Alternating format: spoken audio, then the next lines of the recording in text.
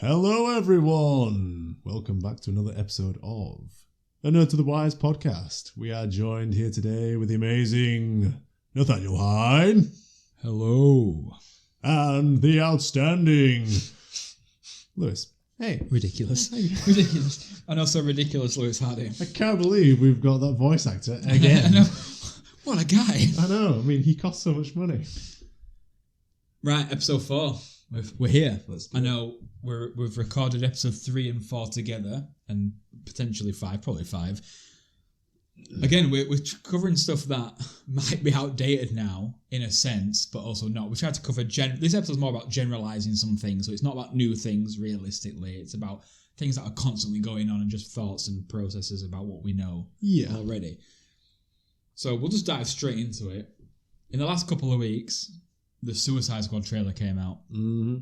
Actually, 2 have been released. Well, 2 have been released, Have yes. you watched both? I have watched both. Me too. And also, both trailers, I can't remember what it was named, but it's in the first week, it was the most watched trailer in history, but not overall, it was in a certain category. Not as in like a film category, it was about a certain type, but 150 million views in 7 days is absolutely phenomenal. Fair play. I mean, that's almost a Nerd to the Wise podcast. It's almost like, numbers. You never know, they might want us in the film next time. I mean, I keep ignoring the calls, but... Trailer.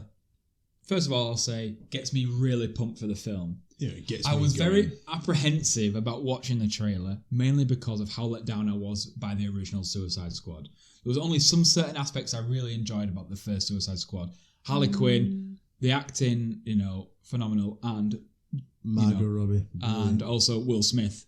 I also thought his character was really good in it. One shot or dead shot, I can't remember which one it is, but Dead shot. But this is it, like, you look, that's as much as I remember about the film. I've tried to avoid Will Smith is your boy. Will Smith is my boy, so Yeah. I'm going to like every film that he is in, but you could ask me 5 really simple questions about Suicide Squad, the first one, and I wouldn't know the answers, realistically, because I've tried to erase it from my mind. Who's the villain? The government. No, Enchantress. Oh, it was. Oh, yes, it was. Played by... Carla Delevingne. Yeah. So See? I do remember some things. Yeah, man. Right, okay. I actually think the first Suicide Squad was pretty good. We went together to watch it. Yeah, we did. Went to the cinema to watch it, probably with our friend Ross. Hi, Ross. Hi, Ross. I thought it was really good. I don't think it was as good as I was expecting it to be, so I was a little bit disappointed, but that's not to take away from how good I thought it actually was. I thought Cara Delevingne was a brilliant actress. She played a very good part in it. Like we've just mentioned, Margot Robbie and Will Smith did. It's a good cast. Fantastic job. I had a couple of gripes here and there. There was the crocodile, Croc, yeah. Killer Croc. Killer Croc. Yeah. I had a bit of an issue with him, how he was just walking around all like gangster. He's got chains on and things. Thinking, what's going on here? But overall, I thought it was a really good film. So, with the trailers of the second one, what do you think? Well, I was more enticed to watch it because of who they brought in to write it. James Gunn. Love James Gunn. What he's done for Guardians of the Galaxy. Exactly. Fame. So for me, it drew me in. I watched it. Overall, I thought the trailer was fantastic. I think it gave enough away to give nothing away to make you interested and think, I want to know more. The two trailers give 2 different vibes aspects altogether. of it, yes. So the first one was very like comedic and things like that. The second one was actually seemed to be a bit more gritty and dark. So yeah, the fact that James Gunn's in it, I cannot see this film flopping it in any sense, because the Guardians did such a good job with that. I think it boasts a very good cast, and if I name the actors and actresses that are in this, it kind of makes you think, wow. John Cena. So you've got Margot Robbie. You've got... I'm saying his name again. Idris Elba. Taika Waititi, our good old friend who wrote Thor and everything like that. Waititi. Sylvester Stallone is the voice of King Shark. You've got Idris Elba, Michael Rooker, Sean Gunn, John Cena, Peter Capaldi, Tyrion Lannister. Yep. It just boasts such an amazing cast. And then you've got... Peter Capaldi? Peter Capaldi, the old Doctor Who. Oh, you said Tyrion Lannister. No, so there's... Oh, was that 2 separate? Yeah, sorry, I might have actually fucked up with that. I don't think Tyrion Lannister is. I mean, I'm looking at a picture of Peter Capaldi, right? And he looks a little bit like Tyrion Lannister in that picture. Yeah. If you squint. Yeah. Okay. If you close one eye and then you close. So if you think of the Peter, other eye. so not Tyrion Lannister, not Peter Dinklage, not Peter Dinklage. Yeah, Peter Capaldi, who played Doctor Who. Sorry. Yeah. He's in this, and then you've got your surprise. My biggest surprise of an actor who's in this is Flula, the YouTuber. I don't know who that is. You don't know who Flula is? Flula. If you type in Flula Bog now, while we're talking about it, he's a YouTuber, and he's also now in this film as Javelin. Type that in. So, I think the cast overall is a fantastic selection. Again, but always the cast helps make the film early doors. Yeah. So, I'm happy with that. But I also thought, from what I saw of these characters or these actors in there, I thought the trailer was a success. Absolutely. I think Idris Elba. We don't have Will Smith this time around. No. We have Idris Elba. I think he's going to play the. Is he? It's Bloodsport. The main. Obviously, in the first film, there was Deadshot and Harley Quinn. They were the two mains. Yeah. The way this trailer's going made me feel a bit like the Idris Elba and Margot Robbie are the two again. Yeah, he was going to drive the film forward. Yeah. I think Idris Elba's a great choice. He's a fantastic actor, done a lot of great things. My favourite thing personally, Luther. You ever seen Luther? Oh, yes, Luther, yes, of course. Damn, he's good in Luther. Obviously played Heimdall in Thor as well. Brilliant actor. So yeah, very excited. I think having John Cena, funnily enough, I think he's very funny, me. Yeah. He was in... Have you ever seen Cock Blockers? No, I can't say Mate, that film is so funny.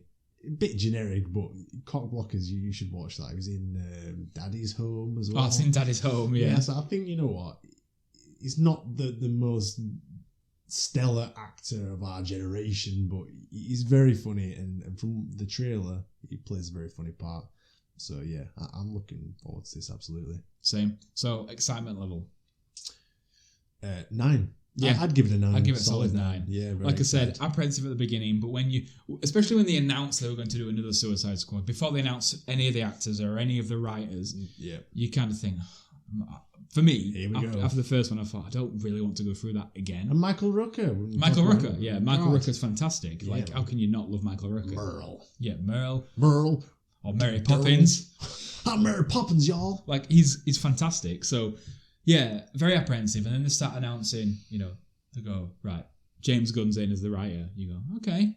Check. And they say, don't worry, Margot Robbie's still coming back as Harley Quinn. You go, okay, you need your foundation, really. And she is the foundation of the DC universe. She's the, you go from her original Suicide Squad, and then you go into Birds of Prey, and then you go to here. She's always been the constant, which, for a franchise to work, like Marvel's managed to make it work with Robert Downey Jr. and Chris Evans and Hemsworth, and constant gets people. I know this guy, and this is going to bring me back in. She's their constant, and she needs to remain there for a long time. She's the mum, because DC have a horrible habit of recasting all of their characters, which I think is a huge mistake. Yeah, because Marvel they keep all their characters. Well, they did 2 recasts. Well, how far back are we going? We're going to from the origins of all Marvel films, or the cinematic universe. I'm just saying 2. Chris Evans. Well, no. I mean, where the characters haven't been played by the same actors. So Captain America's always been played by Chris Evans. Okay. Throughout until now. But what I'm saying is, originally it was the Human Torch. Yeah. No, but I'm not. I'm not thinking of that. I'm thinking of War Machine. Wasn't. Yes. It was a different actor in. Yes, it was in Iron Man 1, and ever since then it's been the new. I forget his name, but it's really rude to forget an Oscar award-winning actor's name. Don Cheadle. Don Cheadle is War Machine. That's fine. Then you've got Red Skull. Originally is portrayed by, and now it's portrayed by Ross Marquand. The voice of. Yeah, so that's the only 2 that have changed. So recasting, I never really agree with it. No. But some aspects it's worked. It's worked with War Machine. In DC, but things like... DC is ridiculous. How many Batmans have we had? So many. They treat Batman as if he's James Bond. Yes. Although you could argue Spider-Man as well. No, yeah, but he's none of them other 2 Spider-Mans the Andrew Garfield and the Tobey Maguire has fit into this universe that we know now. No. If they'd hired all three throughout this universe, you go, well, who's going to be Spider-Man next episode? And I think film. Now that Justice League is finished, I don't think Ben Affleck is going to be Batman again. Well, they've already hired. It's Robert Pattinson. Robert Pattinson, yeah. So he's not going to be Batman. I'm not sure if Wonder Woman's coming back. Yeah. I don't think Henry Cavill's doing Superman Man again. anymore, no. Aquaman's back for a second film. Aquaman is back. Do you know what I mean? These are major players that they might have to redo again. And even little things like, having the Flash in Justice League. Now, I've not watched the TV shows, but why not just use the TV show Flash? Yeah, it already has a huge following. Why would you not use the actor? It doesn't make any sense. Just recast him again in the films. Why? Doesn't make any sense. So having that consistency, like you said with Margot Robbie, kind of just keeps it a little bit. Good move. Good move. So overall, I'm buzzing for Suicide Squad. It's going to be really, really good. Every week we try to come up with new things we can talk about, and just things that not just about things that are happening right now and new things. We want to talk about what people think about in their own life and things that are constantly going on. And the one thing that I've always wanted to speak about is like spin-offs and side series, because they're another branch of the tree of an original TV show. Yes. And you also get spin-off and side films that branch off and you cover another character. I've never really been the biggest fan of spin-off and side series because I feel like I always see it as a TV company trying to make money and bleed it dry trying to cash out. Yeah. But sometimes the more I think about it, the more I think it works. That's it. Like the main series is the S tier. The side series / spin-offs usually gives the impression of a B tier level. Yeah, I completely agree with that. So I agree with you in the sense that I actually don't like the idea of a spin-off makes sense and a side series, but when I think about it, it really doesn't interest me. Just because I immediately feel like it's going to be inferior. That is my immediate reaction. Yes. This will be inferior to the main series because it's just a little side thing.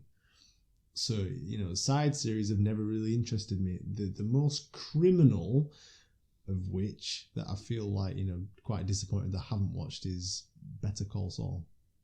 See. I've never watched that, and I love Breaking Bad, but I think that it's just not going to be as good and that I will be disappointed, so there's no point watching it, which is stupid.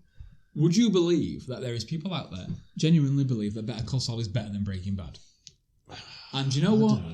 Do you know what? I'm an avid Better Call Saul watcher. We're just about to enter now. They're filming the last series now that leads into, Breaking Bad. All right. But it is phenomenal. Phenomenal. As good as. Better. I can't be in the category that I say I always think the original's always going to be better than the side series. Yeah. But the side series is fantastic. Better than most original TV series out there. Yeah. Better Call Saul is outstanding. And you've probably got to do the usual and get through the first series because you need the backstory. You don't know much about Saul Goodman. No. Anyway. Not his backstory. No. So the first series is to paint the picture of who he is now and how he's got to where he is in this timeline. Yeah. And then you get through and then, trying to keep relatively spoiler free from you because I think you do need to watch it, is you got here and then you see characters. Salamanca, you go, I know Salamanca from the first series of Breaking Bad. You get a bit of his backstory and it comes in. And then, you get Gus Fring and you're in the Gus Fring part and you go, Jesus Christ. Fantastic. It's fantastic. But he's better in Better Call Saul because it's his beginning as well. Wow. And you think, fantastic. And you do. And I think when I wrote on the notes for this show is like, what is the best spin-off I've ever seen? Better Call Saul is the best spin-off did I call I've it? ever seen. No, okay. And I'm more disappointed that I didn't know you've never watched it. I thought you actually had. Never watched it, man. It's fantastic. And my dad, who doesn't really like Americanized TV shows, he has the Better Call Saul DVDs behind you because he loves Better Call Saul. Yeah, he does right here. He loves Better Call Saul. I'm looking at him right now. 3 seasons. That's just the first 3. We're on season 6 now. Really? He has got the others down there. Season 6 is the last season. 3 seasons. Yeah. Jesus Christ. So they're actually outstanding, and you'll love them. I guarantee you'll love it. If you love Breaking Bad, you will love this. Yeah. Oh, 100%. Because I really did like Saul in Breaking Bad. You But I just can't get it out of my head that my initial response is this is just not going to be. it's fantastic, absolutely fantastic. Yeah. And there's a lot of people upset that it's ending next season, but we've got to that point now where it is going to join up with the Breaking Bad timeline, and you can't have them simultaneously go because we already know what Saul's up to because you meet him. Yeah. With Walter White, so definitely up there. So I've basically put here, what is the best spin-off show out there that you've seen? Mine, obviously, is Better Call Saul. Yeah, so this is actually a funny question for me. So, when we're talking about top fives and things like that, you're trying to flick back through the catalogue in your head of all these things that you've seen. I'm trying to think, like, what side series / spin-off series have I seen before? Genuinely couldn't think of any. So I had to go online. I bet yours is Corey in the House, probably. That's a spin-off from That's So Raven. It is a spin-off. And he loved Corey in the House, may I add. Yeah. You did. You called your dog Baxter. Not after Corey Baxter. Not after Corey Baxter. Yes, she did. Yes, she did. Lies. So, when I'm trying to flick through this catalogue, I had to go online and I'm looking at like TV shows or like spin-off or like best spin-offs, and I'm flicking through thinking like, God, I've not seen any of these. And it just came to me, it has to be, weirdly enough, I don't even know if you would necessarily count it, but WandaVision? Yes, it like technically is. It's a side series. Side series from the films? It's not a spin-off. Well, it is technically. Yes. Okay. Yeah. So it is. Yeah. And that's really stretching it. So that's all I came up with because I what I found out is I do not watch spin-offs or side series. I really don't watch them. So it puts me off immediately. A long time ago, a few years ago, me and you went to London and we had a couple of discussions about side series on the train down and the bus down, etc. When I broke my wrist. And I mentioned that I had no interest in Fear the Walking Dead.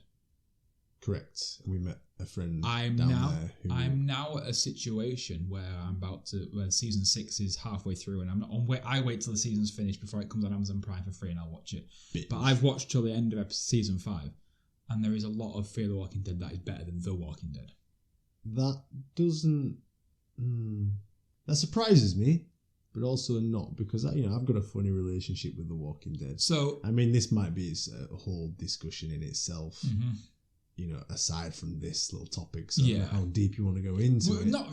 Let's not go too deep into The Walking Dead. Yeah, okay. Yet. So I think I started to watch. Was it Fear the Walking? How many side series of Walking Dead is it, or is it just Fear? There's two side series now. There's The World Beyond, which is on Amazon Prime, which I've not yet watched because I'm apprehensive about it because it's meant to be absolutely crap.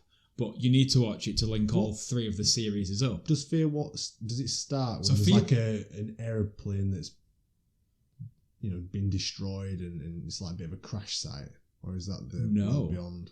I don't think it's either. What did I Thinking watch? about it. No, there's definitely something where there's all like lots of chaos, there's things on fire and there's debris. I know that sounds like all of Walking Dead. Lost? No, definitely not. That's how Lost starts. Yeah, it's on a beach. Yeah, and an island. Fat guy with long hair. I think it's called Hurley. I don't know, if I'm honest. No, well... So basically... It definitely is one of them. And I started what it is, 100%. Started watching it with Steph. I was watching that first... I think it's World Beyond. I was watching it and I just thought, like, this... I think it is World Beyond. Because that's just come out recently, hasn't it? Yeah. Started watching that and I just thought, this is just more of the same of what I've already seen a million times over. You see the zombies coming over, and at this point, zombies pose no threat. I don't get like excited or like a zombie's there. Do you know what I mean? When I see one, I just of course, yeah. Because looking at that, we can all take out a zombie. Yeah. Give me a pole, I'll take out 100. You know what I mean? Yeah. So when there's just no tension, I just don't feel anything. So when I watched that first episode, I just thought, you know what, I can't get into this. I wrote it off, which isn't usually like me. Maybe I should give it another shot. But I think you should watch Fear first. Yeah. But again, like I said about Better Call Saul, you've just got to power through the first 2 seasons of Fear. Yeah. Mainly because it didn't know which direction it was taking. It was always said at the beginning, it wouldn't no way connect with The Walking Dead. It's the same universe, but it won't connect. Okay. And then season 3, season 4, season 5, They brought the writers in from The Walking Dead to help. They brought a couple of showrunners in from The Walking Dead to help. Yeah. And they thought the best way we're going to save the show is bring the two together, in a sense. So Morgan went across and is now the main protagonist in Fear.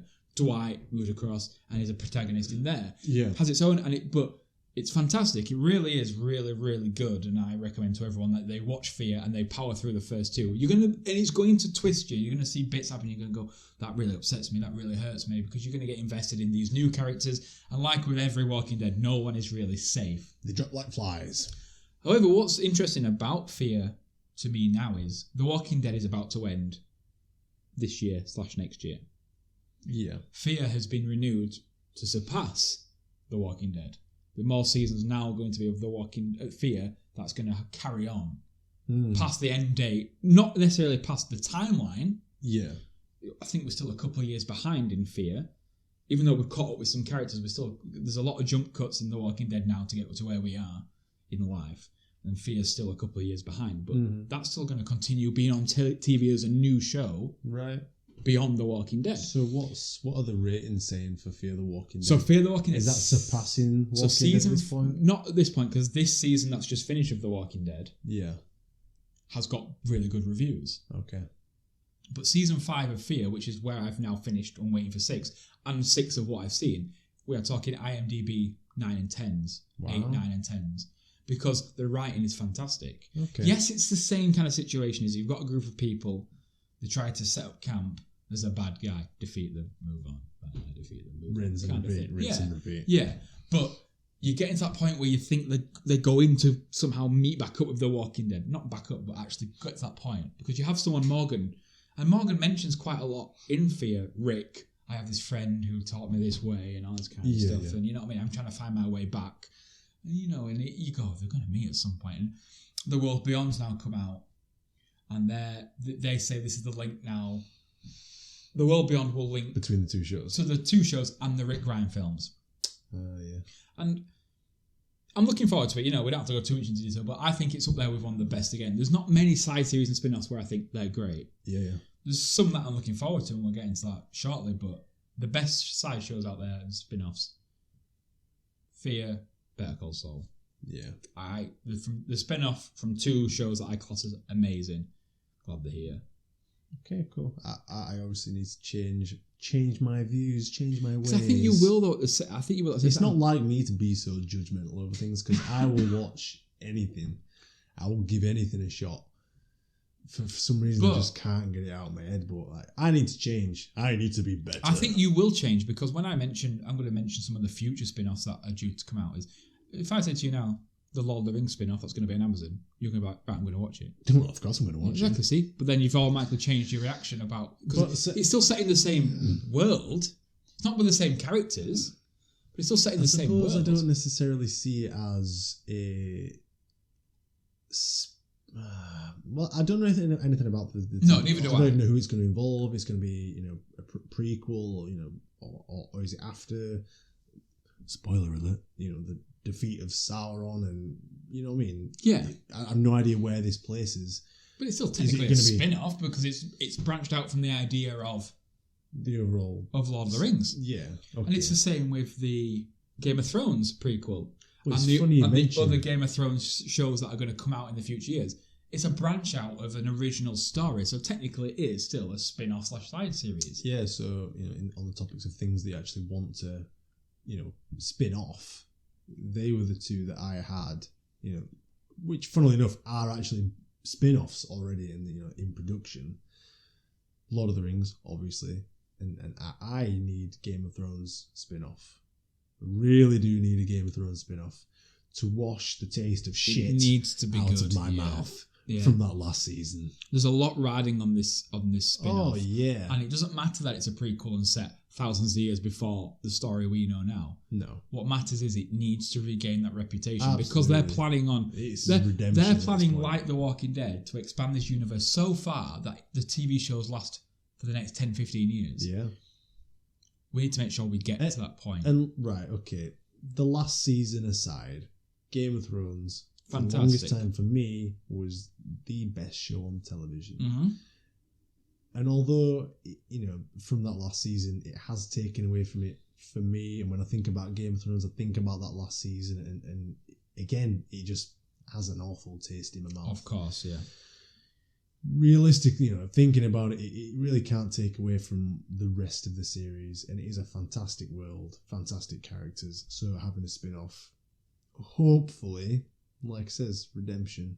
It's time to step up. Agreed. Another couple that I'm looking forward to spin-offs coming out. The Obi-Wan Kenobi TV show. Okay, now is with that legit? Yes. Is it actually legit? Yes. Because I thought it was. I don't know if it's still Ewan McGregor. Yeah, but is it though? Yes. Because I thought I saw a trailer for it. Yeah. Mm-hmm. And again, I might be wrong about this. You probably bring up a lot of information about it, but I thought it was like a fan-made thing. No, the trailer might have been, because I don't think there's any trailer released for Obi-Wan Kenobi yet. Right, okay. Because I think it's still in pre-production. Okay, so the trailer. But Disney announced. I was thinking, oh my god, this is awesome. I'm thinking, I've seen these scenes before. Yeah, that's just fan-made trailers. Fake trailer, yeah. So Disney announced with the release of the next phase of Marvel that Obi-Wan Kenobi TV show was part of the next phase of Star Wars. Okay, yeah, good. And it was set between 3 and 4 film. Like if you're doing it in number order, not in time order. Because it goes is 4, Mandalorian 5, 6. a side series spin-off? It's a spin-off from the Star Wars universe. That's my number one then. Okay, there you go. Mandalorian. So yeah, Obi-Wan Kenobi. Yeah. Ewan McGregor, same actor. It's same actor from the first 3, carrying it on between 3 and 4. They reckon it could last quite a long time because there's a lot of story to tell still. Of Obi-Wan Kenobi's story. And still a lot of... And I think this is a good chance for the Star Wars universe to close a lot of books on characters that... Like Jar Jar Binks. I don't really like the character. We all know we need more Jar Jar Binks. No, but Jar Jar Binks was in 1 to 3, and then you don't see him again because he wasn't invented when they wrote 4, 5 and 6. So, good chance to close that story off. Even if it's right at the beginning, send him in a ship, fuck off. That's it, done. You know what I mean? It's close the story.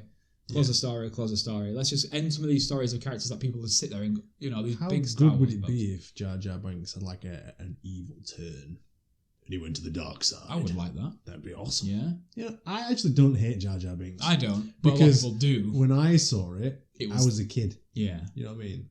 When I saw Phantom Menace, when did that come out? Like 1999 something? Something like that. Something. It was early. So I was below the age of 10. So that appealed to my humour. So yeah, I've got no issues with Jar Jar Binks. No. And actually, going on last episode about actors and the hate that they get, I think the voice actor for Jar Jar Binks had that much hate. I think it might have made him quit voice acting, or he had a really really tough time, went into depression and all sorts. But that's a topic for another time, I guess. One you probably don't know about, but one that has been confirmed. They're doing a side series from The Boys. I love The Boys. I know you love The Boys. Don't take that out of context. No. My God. But yeah, they're doing a side series from The Boys, confirmed. Yeah. Amazon have agreed to it. Surely that's going to tickle your pickle. You know what? Boys do tickle my pickle. Oh, God. But so who's... I don't know much more. They've not really said much apart from they've agreed some pre-production, etc. More information is going to come. The Boys was absolutely fantastic. There's been certain things that at the time I'd be like, this is the best thing on TV. And when The Boys was on, that was it, and I recommended it to everyone. I couldn't wait every single week that was coming out. The Boys, fantastic, and I think what they did with the series was great, because obviously superhero or heroes. Super people, shall I say? Yeah, they're always portrayed to be nice, justice. This is what they're really like. Yeah, and in the real world, would that actually be true? No, because they're still people and still have their own thoughts and ideas, and dark little ways, and so not everyone's going to be that. So I think it's a really good spin on that itself. So really looking forward to it. Yeah, completely agree. I knew that would interest you. Oh yeah, because I know how much you do like me. That show. It's tickled your pickle. No problem. Yeah. Right. So we've got a lot to look forward to in terms of spin-offs and side series, but you really do need to watch Better Call Saul. And Fear. To be fair, you need to watch them both. No. You need to take them DVDs. no longer have kids and watch some TV for once. I've got so much to watch. I know. Invincible, you need to watch. God. You actually really will like Invincible. I know we talked about it on episode 2, but it's Yeah. really damn good. Yeah. So Moving on. So the other week, I was editing episode 1, and I put on Civil War. What probably the best or one of the best Marvel films in that Avengers series. Civil War's fantastic. So and I was watching the battle when everyone's at the airport and they're all there, and me being in the mindset I am, you forget about the fact that it's 2 teams. One's against the Sokovia Accords, one's for it. Yeah. You know, there's a purpose to why they're fighting, and I had it in my head. If I just imagined there was Tony Stark and Captain America stood in front of a row of superheroes and did like a child playground style pick of the teams. And the one that was left last was like the fat kid of asthma. Me. And like the one that was like never really used for it. Yeah. So I thought we'd try our own version of this. Oh, God. Starting from the beginning. So there's me and you. There's Lewis Hardy and Nat Hine. We're our own superheroes. We are the leaders. In the fight, there is Captain America, Iron Man, Spider-Man, Ant-Man, Vision, Wanda, Falcon, Black Panther, War Machine, Winter Soldier, Hawkeye, and Black Widow. Right. Oh. So you're limiting the pool. So that's who is in that Civil War fight. Okay. So we've got to be us. We're not going to be one of Iron Man or... So we're just going to go straight overpowered here. So we're going to go and... I'll let you pick. Are you for or against the Sokovia Accords? Do you think they should be told when what to do, or should they be free and let to wander and fight whatever battles they want? Are you agreeing with Cap that you should be allowed to just fight battles? Doesn't matter, you don't need jurisdictions or government access. Or are you part of Iron Man and believe there should be some structure and you should be told where to go and who to save and when? In terms of the films, I am Team Cap all the way. But in generalisation... However, you know, if we're actually looking at this in real world, there does need to be some order because... So which are you for you right now? Let's just say Iron Man then. So you're Iron Man. So Yeah. I'll take the fact that I agree with... I'll take the opposite. But you're not Iron Man. You're Lewis, obviously. Thank And God. I'm not Captain America. I'm me. So I'm going to flip a coin, and whoever gets it right will get the first pick, and we'll see which team we end up with. Don't think about what they believe in. Just think about who you want on your team out of who's there. Who's going to kick ass? Yeah. Okay. Then we'll imagine who would win in a fight between these 2 teams. No sweat, man. Heads or tails? I'm always heads. It's tails. Damn it. So I pick first. I'm going to take Wanda. Wanda. I'm going to take Wanda straight up. Okay. She's Team Nat. Okay. Who are you taking? I'm taking Ant-Man. You bastard.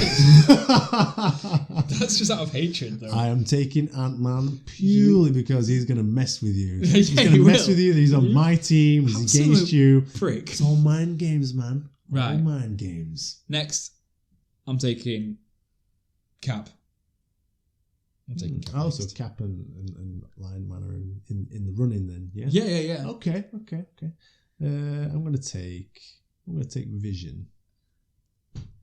Okay. I'm going to take Iron Man as well then. Son of a bitch. It's worth it for Ant-Man. I think you're throwing yourself away here, but Worth it for Ant-Man. I'm going to go with... I'm going to choose Spider-Man. that was my next shout. Mm-hmm. I'm going to take Black Panther. Sorry. Who else we got? We've got Black Widow, Hawkeye, Winter Soldier, War Machine, and Falcon. I'm going to go with... I know which one you're going Winter for. Soldier. I'm always going to write. I was already writing it down. I knew who you were going for. I'm going to take Falcon. Hawkeye. Oh, who's the fat kid? I'm going to take War Machine. So Black Widow is on your team and essentially the fat kid of asthma. No offense, Scarlett Johansson. God, I'd choose Scarlet over War Machine, man. No, she couldn't. If you were having a fist fight between War Machine and Black Widow, War Machine is winning. I don't know. He's a big steel Who's boss. It's the steel boss. Like, so realistically, I'll go through it now. So on Team Nat is Captain America, Iron Man, Wanda, Falcon, Black Panther, and War Machine. And you have Spider-Man, Ant-Man, Vision, Winter Soldier, Hawkeye, and Black Widow. Yeah, boy. I'm sorry, but you're not winning that fight. Of course I'm winning that fight. Who is winning that fight for you? Not Ant-Man. Ant-Man. He's winning that fight for winning. me. No. Paul Rudd would fall in love with you me. are the leader of your squad. Yes, and I talk. Are you going to instruct everyone to beat on Paul Rudd / Ant-Man? No. If I have to. So, no, you wouldn't. If I have to. No, you wouldn't. I would. I'd make them fight Carly if they needed to. I want to win. Yeah, but we're talking about someone more important than Carly. We're talking about Paul Rudd. I know. I do love Paul Rudd. He was my second choice, but I want to get a good person. I can't believe it was your second choice. I guarantee if I picked Ant-Man first, you'd have picked Wanda first, and then I'd have been screwed. Maybe. Yeah, exactly. Well, you should have picked him first. In fact, even if Ant-Man had a choice, he wouldn't go to you now. He would. Because he's second choice. He would. He's always Paul second in Rudd, your eyes. if you're listening, You're I second love in his you. eyes. I love you. Second in his Ignore eyes. him. I'm winning that fight. But genuinely, who do you think's winning it? Genuinely. Do you think you... Spider-Man kicked Captain America's ass and Falcon's ass. He took them both on. Yeah, No but problem. And he was Wanda. inexperienced. Okay, Vision. I got Vision, man. Yeah? Yeah. He's dead. And what? He's dead right now. Oh, really? I was going to say something cruel about someone else, but I can't say it. No. So is Black Widow. She's dead. You've got no chance. You've basically just have you and Paul Rudd left. Iron Man's dead. Cap's dead. He's old, not dead. He doesn't even have a shield, man. Doesn't need a shield. He's an Of old course he man. does. He has words originals. He has wisdom. I think realistically, I'm winning that fight. I disagree with you. You would. You don't want to lose to me, do you? So of course you're going to not. say that. It's a rivalry that's spanned many years. Also, did we talk about it this episode? No. So last week we talked about top 5 game series. I've just turned the page of my notes, and Last of Us was second, and Legend of Zelda was first. So when I wrote this out, the first lot of notes 3 or 4 weeks ago, and I had Spider-Man in there, not Lord Which of the is Rings. exactly what we just said about, catch me on a different day, and the list is going to be completely different. So That's really weird. Anyway, Carl Johansson, you're a fat person with asthma. But if it makes you feel any better, technically so is War Machine. yes. So you've asked for this. Well, I was making a list before, and I thought it was going to be any character. Ah. Yeah. No. So I had such characters as Baby Groot in my team, purely because you're not going to hit a baby. Want to bet? I also choose Stan Lee. Because he'd just write you out of existence. True. So there you go. I think if I was picking anyone out of like the normal world, I'd probably pick Thanos. Although I'm just going to show Nat my Your notes drawing. here. Not a drawing, but what did I put for number 1? Ant-Man, get in your head. So he knew what he was doing.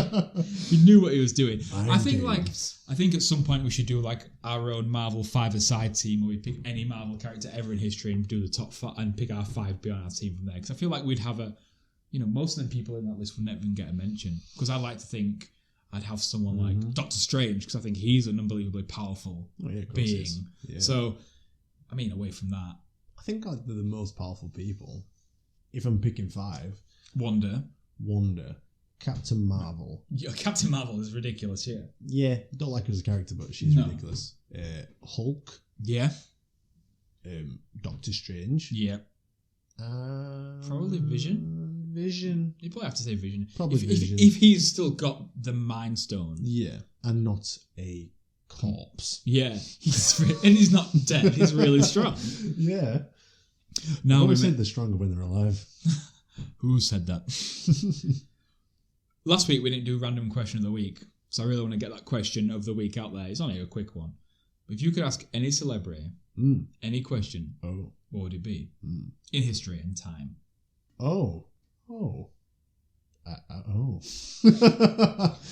I didn't realise that was the parameter. You could tell me the parameter that you went with. Well, so the first person that comes to mind, I'd ask. and I'm really interested in yours. Okay, you go because first, you was wondering whether you wanted to say it or not. Yeah, and I'm hoping you're going to say whatever it is that you're thinking. I'm going to say it. Mine's a bit not. The first person that came to mind that I'd probably want to speak to that is alive. The same person. No, it's not. It's not even that funny, to be honest. It's not funny at all. Mine's not funny. I just want to answer the question. David Attenborough. Okay. I would like to have a conversation with David Attenborough. Because I'm only asking one question. I would ask him what the most amazing thing he's ever experienced. Sight, place, something along those lines. I mean, he is God's gift to mankind. Absolutely. I think he's probably been around and seen a lot of amazing things. So I would probably speak to my man David, before he goes on holiday. Yeah. I would ask Michael Jackson if he actually did it. If I'm honest. Like, it's too late to ask, but I'd just say, like, come on, Mike. Did you? Did you? Come on, Mikey. Did you? Or do I leave my pants on? Between you and me. Come on, we're both buds. Right? Yeah, exactly, yeah. I just want to know if he did it. It's one of like life's unanswered questions. Let's put a child there, see if he... Oh, God, let's not go into this now. But I just ask him if he'd done it. You could like do an experiment. There's experiments where children come in, there's like a cookie on a plate, like do they eat it? You could do the same thing with Michael Jackson, put a child in a room, make him go in. Oh, God almighty. See what he does. But that'd be my question. If it was just someone alive, but as Macaulay Culkin, did Michael Jackson do it? Yeah, that'd be about it. Because, I mean, he's a fucking weirdo now, Macaulay Culkin. He's fucked up. He is. Right. Top 5. On from that, we'll go to top 5. The hard-hitting questions. The top 5 I want to know is top 5 characters from any TV show ever. And like we've always said is, when you start thinking about things like your top 5, you start thinking about the last things that you watched, and they're the characters that stick in your mind. Really so I've really struggled with this one. Me too. I've struggled with every what I've tried one. to really do is, because I could have mentioned 5 people or 3 or 4 or 2 people from the same show, so I've tried to make it 5 different people from 5 different shows in my own head, because I want to give a variety of the shows that I watch and the characters that I like. So this top 5, number 5 for me is Eric Cartman. Dude, I think he is a phenomenal character. Okay. And I mean, from day one, in South Park, there's not a main character, but to me, Eric Cartman is the main character. I always used to think as a child, and when I watched it at the beginning, the main character was Stan. I don't know why, but I was at Stan. Yeah, I would say Stan. And when I try to think of different TV shows, there's 2 characters when I think of South Park, for me, who are the 2 people I watch South Park for now. It's Eric Cartman and Randy Marsh. And they're the only 2 characters to me that drive that show comedically forward. Let me stop you right there. Yeah. You're going to say I'm just going to join in on the top 5 in the discussion, but my number 5 is Randy Marsh. No way! That's what I was just thinking. Like, that's insane. What are the odds of that? So, for me, when I think of South Park, I think of 2 characters. I think of Eric Cartman and Randy Marsh. 100%. For me, Randy is the funniest character. He could say anything. You've seen the episode when he's Lord. Oh, yeah. I am Lord. But he's Lord still now. Feeling good on a Wednesday. Like, he's just funny, isn't it? Like, with just cock magic and things like that. Hilarious. He's fantastic. And now they own a weed farm. Stan. Funny guy. And same with Eric Cartman. Like, he loves to drive a show forward. He gets AIDS, or he makes that guy eat his parents in Chile and things like that. Like Scott Tenorman. Yeah, like he's so funny. Makes him eat like him. For me, I think he's absolutely outstanding. So I've said my bit about Eric Cartman. So you just say your bit about Randy, or if you've said it already. But I think to be fair, that is my number 5. Yeah, like I always think of when I think of South Park, the moments that come to me are moments with Randy. Yeah. Like for me, is with I think of Eric. Ectoplasm. Yeah. Where they're in that is what. It's a spooky ghost. So I think at some point we will do a top 5 on favourite top 5 South Park episodes because that is in my top 5. Mm-hmm. Phenomenal. I completely agree. Like when I was writing it out, I did have Eric Cartman and Randy Marsh as the 2 together, and that was which one do I? Yeah. And I think Eric more because he's if you watch the first 10 seasons of South Park, you don't really see a lot of Randy. He's just Stan's dad. No. Yeah. So, like, I always see Eric as being the one that's always been there. But he's always been that character that's always... the first episode is Cartman gets an anal probe.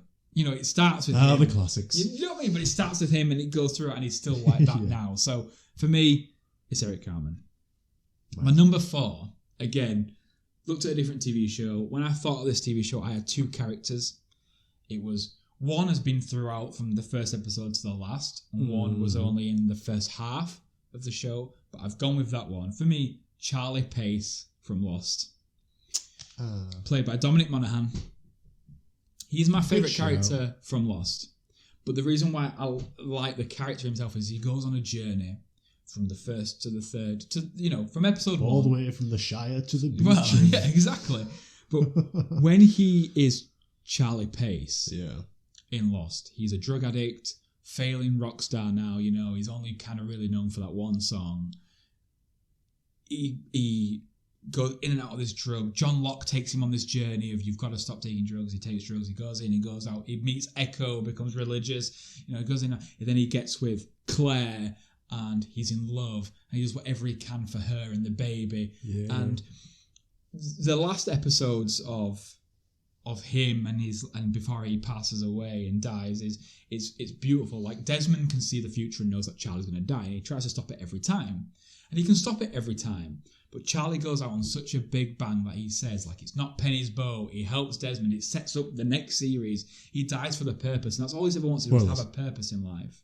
Yes. And there's the end scene. He passes away and then, really emotional. And the shoe, he's wearing the shoe and it floats to the top. And I had that picture on my wall. It was someone painted it and it was fantastic. And for me, Charlie Pace's life didn't go unnoticed, and it helped free Desmond. It helped move the light on. He saved Claire. He saved the island. Mm-hmm. He helped Desmond find his purpose, his constant, find Penny.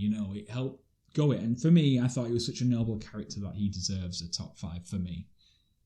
Yeah, he's a really good character. He went through a good story arc. Yes, he did. Yeah. Yeah. One of the best story arcs in that entire show. I agree. My number 4.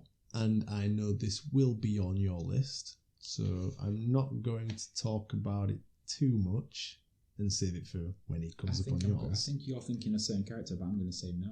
Oh? Go on. My number 4 is Negan. Oh, no, you're right. He is in my top 5. I will save it for when it crops up on yours. Okay, so you're number 4. Just so we're not talking about it twice. So I think my number 3 might be on your list. In fact, I think my number 3 and my number 2 are on your list. Hit me. Jon Snow. That's my number 3. So Jon Snow's my number 3. So we'll just talk about it together. Yeah. Again, like I think with Charlie Pace, and again, like I think with Eric Cartman, more so with the Eric Cartman side, is he's there from day dot until the end. Mm-hmm. The bastard. He's amazing. He's an amazing character, and the development he gets throughout the seasons go up and down, and and I mean everyone is rooting for Jon Snow throughout. Everyone.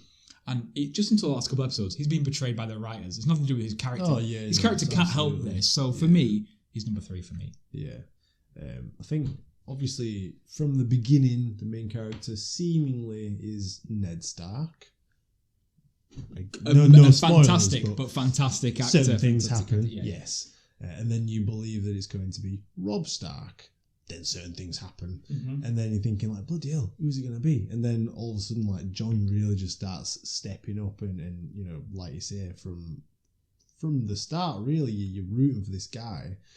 And the story just keeps going further and further, and he gets more important, and there's theories going around that at the time, Game of Thrones, they were theorising like mad, obviously because the books are out. And then, I mean, we'll just talk about spoilers, sod it. He dies, and I was like, no! I was absolutely gutted that he died, because he was my boy, man. He was supposed to be the one. He was the chosen one. And I still think he should have been the chosen one.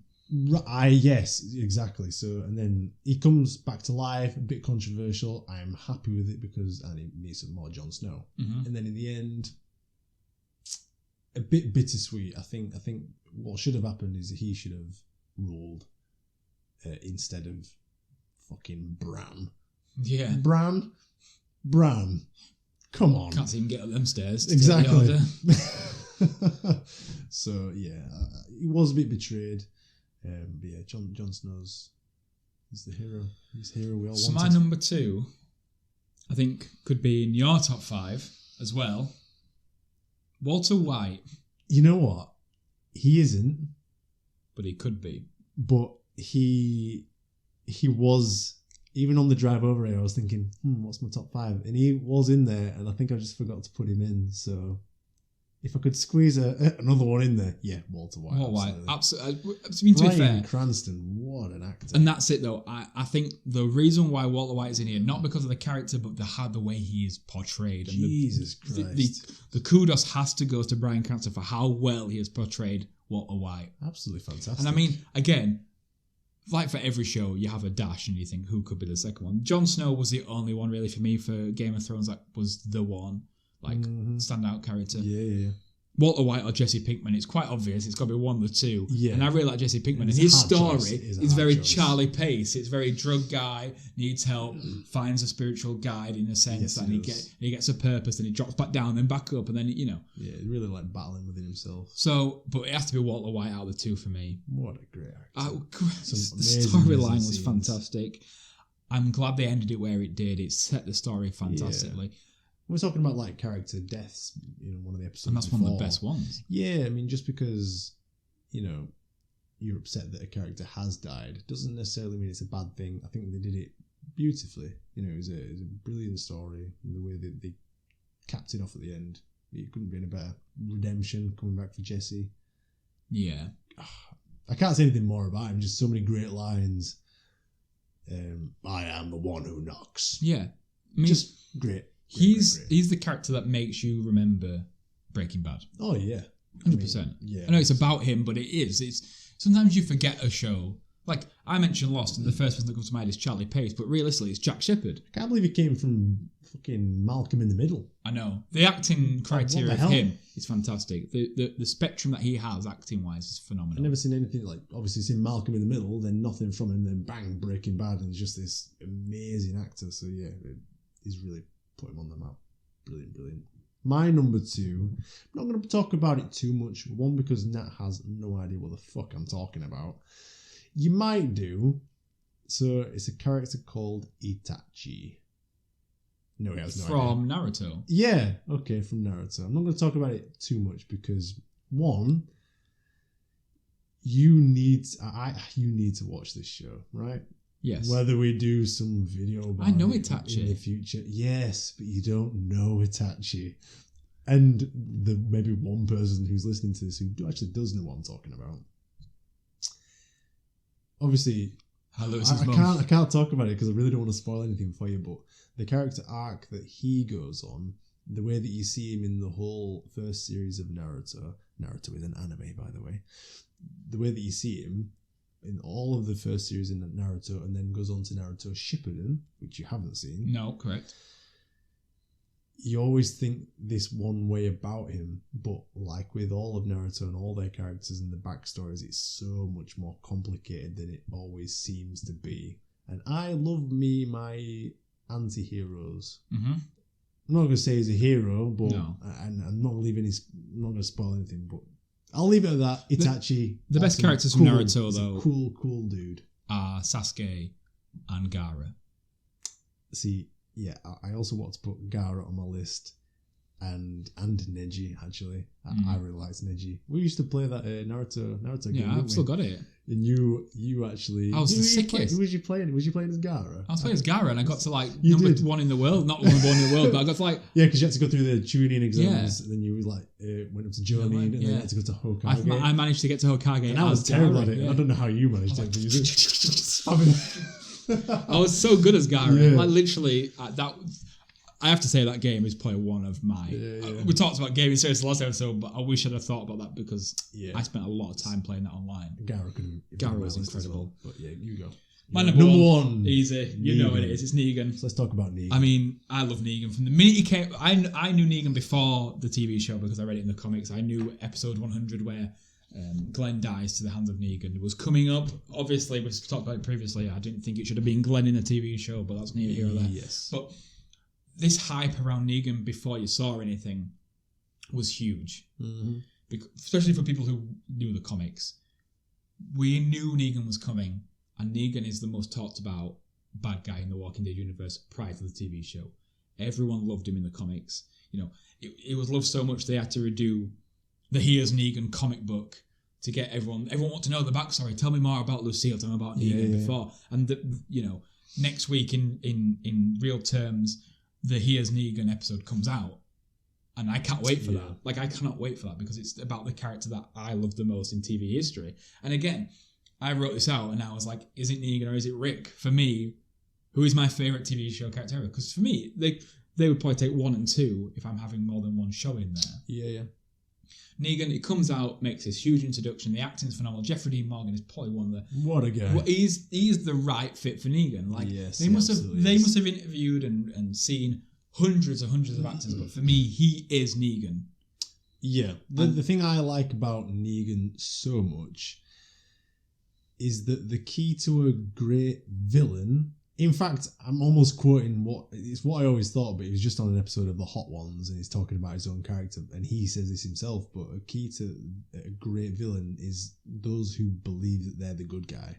Yeah, and he does believe he's a good guy. Absolutely. Like he says that the world must go on like it was before. So you have a leader who controls a certain area, he gives back to them what they give, but he takes the most. Mm-hmm.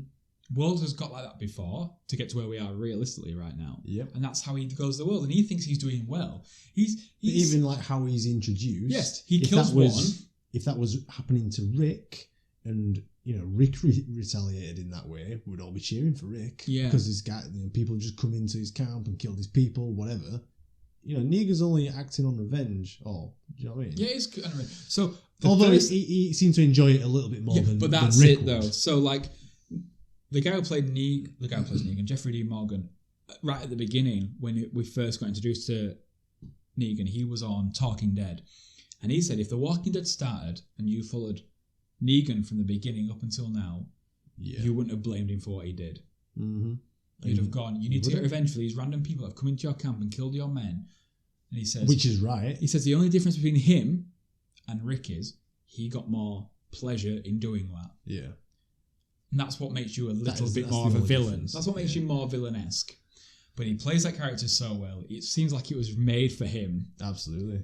I mean, I didn't even know about him before he stepped into that role. I mean, I knew him a little bit from... He's in that the show with the two boys. That sounds ridiculous. Supernatural. Michael Jackson again. Supernatural. So, for me... Yeah. I knew him a little bit from there. I love great villains. Mm-hmm. I love anti-heroes who do the bad things to get the right. job done. Yeah. You know what I mean? Yeah. And I suppose Negan has now actually stepped into... Rick he was the villain. He was the villain, but now he's joined up with the main group. Ish. But he does it in his way. Like you said, he gets the job done in his way. And I love that. My number one... I don't think you'll actually ever get this, but it's Vegeta. Do you know what? If you was to tell me who you'd have thought from Dragon Ball franchise, I'd have probably gone Goku. Right.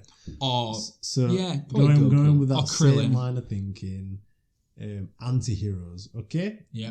So you obviously haven't watched all of Dragon Ball. I've watched a hell of a lot. You've watched a hell of a lot, and you've also forgotten a hell of a lot. Correct. Over the years.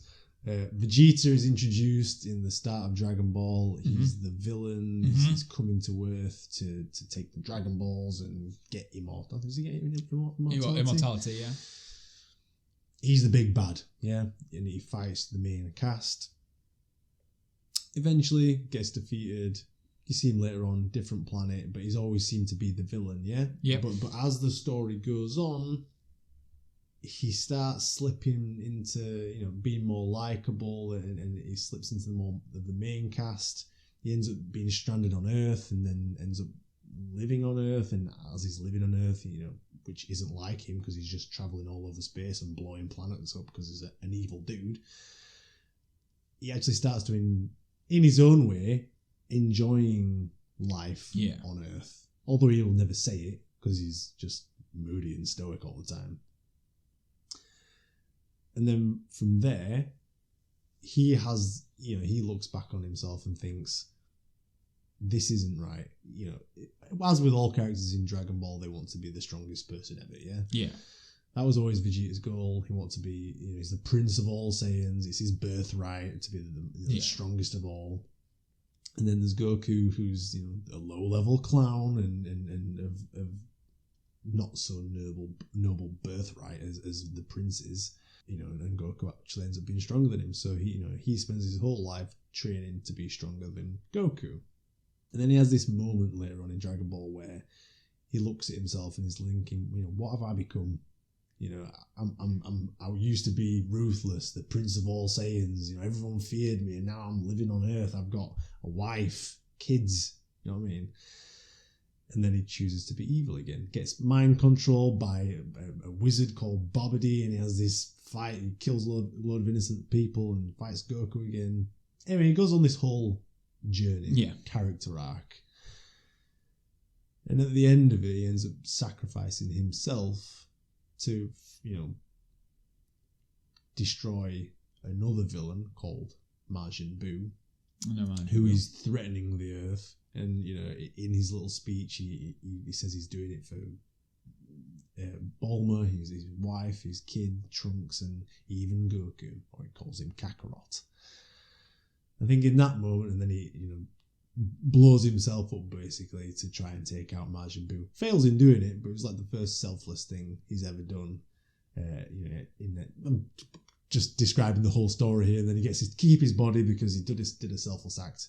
But I like the fact that he's gone on that journey from starting out to be an evil character to being, side by side with the main character on the good team. And like I said before, I love an anti-hero. I like, guys who do the bad things to get the job done. I like all that. He has some great moments, great lines, very quotable. I like that guy. I mean, like, if I'm picking my two favourite characters in Dragon Ball, it's Trunks or Krillin. No, I say Krillin. Them two are probably the actual heroes of the story. Obviously. He's just misled. Misunderstood. Krillin is. Yeah. He doesn't even have a nose. I know. Bless him. So yeah, that's my number. Number one is Vegeta, the Prince of all Saiyans. I think we've got a good mix. We've hit the same shows realistically, and we have three of the same South top Park, 5. Game of Thrones, Walking Dead. Yeah, Breaking Bad. I should have put Breaking Bad on there. You should have done. Yeah. Because to me, it's probably one of the top 5 great TV shows of all time. Absolutely. But I also think that to get to be like a exactly. You need to watch that. I mean, there's loads. I could have put Death Note. I was thinking about putting Death Note. I know. Yeah, I thought the same. L and Light Yagami. I mean, there's so many options. Oh yeah. So tough choice. Again, any other day that list. Exactly. I mean, I'm pretty sure if I look through my notes from when we first originally wrote this script for this episode, it'd have been a different. Absolutely. 5. I'm pretty sure Eric Cartman didn't touch it, but when I start thinking about shows like that, you think actually, boy, did he touch you. But no, the reason why I go back to these shows is because of these characters. Yeah. And the reason why I rewatch Lost is because of Charlie, etc. So yeah, I'm happy with that. Good stuff. Right. That's the end of episode 4. Please check us out, as always, as I beg you, on our social media aspects. Please. You can hit us up Please. at Unearthly Wise on everything. If you're listening or watching this on YouTube, you can click on the description in the link below. He's pointing down. I'm pointing downwards, just so you know.